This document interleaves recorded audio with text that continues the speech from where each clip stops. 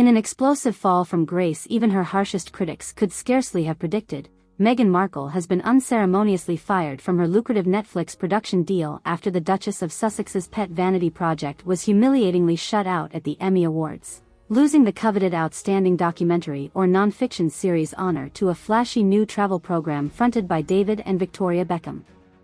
The stunning rebuke, which saw the largely unknown bench revisited, beaten handily by the global celebrity power couple's breakout, post-Bath Footprints juggernaut, proved too mortifying for Netflix executives, who almost immediately moved to sever all professional ties with the disgraced former actress rather than risk any further brand damage after she allegedly threw an epic meltdown over the crushing snub.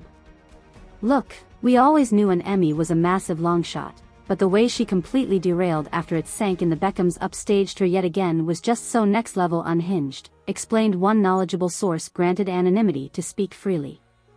Like full-fledged physical threats against David and Victoria, totally uncut misogynistic and racist slurs against their kids, even screaming about how she's going to voodoo curse the entire Beckham family's bloodline until their entire fortune is struck by generational poverty and disease. Indeed, several insiders present during Markle's vicious, profanity-laden eruption reported chillingly candid death wishes against the entire cross-cultural branding clan merely for having the audacity to share oxygen with her eventual coronation as an undisputed media icon. Some even recount darkly paranoid accusations about the Manchester United legend and fashion tycoon somehow bribing Emmy voters en masse in retaliation for the Windsors not blessing their respective children's marital unions. At one point, she got so delusionally heated that she looked me dead in the eye and raged how David probably drugged Victoria into being some fame-hungry spawn vault birthing out heirs to financially conquer and annihilate her own noble lineage, disclosed another company witness only steps away during the infamous detonation. As if that reprehensible, debased conspiracy theory wasn't enough, she also privately confided these perverse beliefs about how if she ever births a daughter, her mixed-race genes will genetically overwrite and permanently supplant the Beckham name's white supremacy-anchored mythology.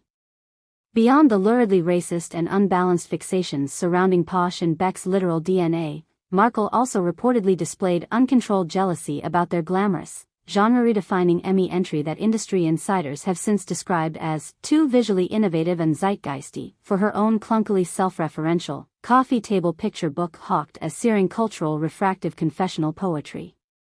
While Bench Revisited apparently sought to repurpose one of Markle's own children's books about diverse modern fatherhood into some heavy-handed magnum opus on her ostensible struggles overcoming internalized misogynoir growing up biracial in America, the Beckhams' post-Bath Footprints took the documentary space by storm for its unexpected, metatextually playful, and intricately layered suburban surrealism following the married icons wandering about in oddly overlapping parallel uncanny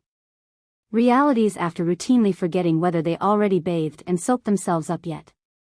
Imagine their shock when a seemingly mundane hook of them pathologically leaving wet, soapy footprints all over their lavish estates as they do or redo the same set of morning ablutions over and over rapidly transforms into this profound avant-garde exploration of existential uncertainty, toxic domesticity roles, overconsumption, and repressed Western ennui as their uncannily overlapping scenarios begin bleeding into one another. There's just no contest which storytelling approach better captured 2022's psychosphere, praised one anonymous Emmy judge voting for the Beckham's game changer. Her entry just felt so painfully on the nose and myopically self-serious, attempting to squeeze autobiography into pedagogy rather than creatively deconstructing identity. Understandably incredulous that such a thorny, gleefully esoteric sensory headtrip elevated beyond her own curatorial intergenerational exorcism in artsy pseudo-confessional trappings, Markle allegedly demanded the entire production team immediately retrieve and destroy every last Emmy voter's credentials and ballots to prevent future humiliations. She's also said to have dispatched multiple hired private investigators, bounty hunters, and even freelance cyber mercenaries to radically uncover any potential improprieties or blackmail leverage to overturn this unconscionable injustice undermining her life's sovereign truth-telling purpose, an effort which quickly spiraled into a costly, paranoid, and fruitless misadventure culminating in FBI involvement. But apparently Markle saved her most petrifying tirades for her own Netflix team, whom she reportedly accused of fatally sabotaging her creative vision to remain enslaved to the white cultural status quo. According to sources eavesdropping on the hours-long dressing down, she labeled each and every executive involved in the making of bench revisited, self-loathing insurrectionist golem suffering literal possessions by deranged Anglo-Saxon ancestral jinns hardwiring them into stock depravity compliance. Some who bore the brunt of her noxious verbal assaults even recount Markle dredging up colorist blood curses as almost occult hexes screaming into their faces about how their irreversible demonic covenants doomed subsequent familial generations unto ruin, scourges, phantasmias, and other plagues. From burning sage bushels to banging crystal wands and prayer bowls, the unraveling royal bride allegedly performed full-blown primordially rooted astral divination rituals, willing her Hollywood adversaries into starving, nameless wretchedness as payback for not properly venerating her supposedly clairvoyant, once-in-an-epic storytelling illuminations. To drive the point home, Markle is even said to have physically levitated and contorted while convulsing from what onlookers could only describe as deep, spirit warriors merging during her increasingly distressing pseudo-voodoo fugue states. Honestly, I've never experienced such a frenzied, disturbing, and dark mental break in all my years navigating Hollywood sociopaths and malignant narcissists, recounted a veteran Netflix producer with decades under their belt after multiple witnesses confirmed these paranormal accounts. It truly felt like a scene out of The Exorcist, watching this clearly gifted but deeply troubled woman autodemonically channeling unspeakable metaphysical curses from some bottomless wellspring of ancestral vengeance and primordial misery just because her precious baby documentary didn't receive the trophy she felt celestially entitled to. Though executives officially remain tight-lipped on the reasons behind severing their $100 million production pact with Archie Productions, other personnel have been far chattier about the visceral fear permeating Netflix workspaces before their final fateful call with the ranting Duchess.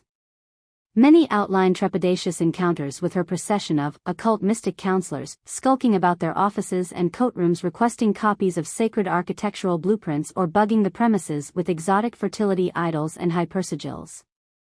I came back from the cafeteria one afternoon to find all the ceiling sprinkler reservoirs mysteriously filled with melted beeswax and chicken blood, apparently some ancient Atlantan banishing ward they cast, doubly binding every nanosecond of video we ever digitized, revealed an information technician disturbed enough to anonymously go public.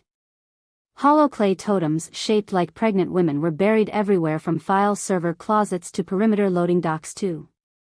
Plus countless ritualistic pictogram etchings made from chalk, bone ash, and something smeared along every entrance resembling glazed placental afterbirth. Despite potentially illegal cult activity ramping up throughout studio lots, many Netflix streamers and resource coordinators insist they'd simply accepted the obvious intrusions as yet another innocuous celebrity eccentricity until the very posh post-bath revolt. Yet once the totally enlightened seeress capable of refracting ancestral trauma into cosmic wawavision went supernaturally supercritical over her Opus record shutout, the ensuing pandemonium rapidly began overshadowing any potential marketing upside to staying in business, with the Sussex debacle unraveling in real time. From a purely pragmatic viewpoint, can any serious entertainment corporation actually keep investing hundreds of millions amplifying that level of reality-detached bellicose rage, hate speech, white genocide panic, and Harry Potter occult soapboxing? A longtime production partner rhetorically asked. I mean, was anybody consulted on how profitable potentially legitimizing ineffable Whomper Magna blood sinks and malevolent interdimensional psyop spirit core campaigns might augur for subscriber growth?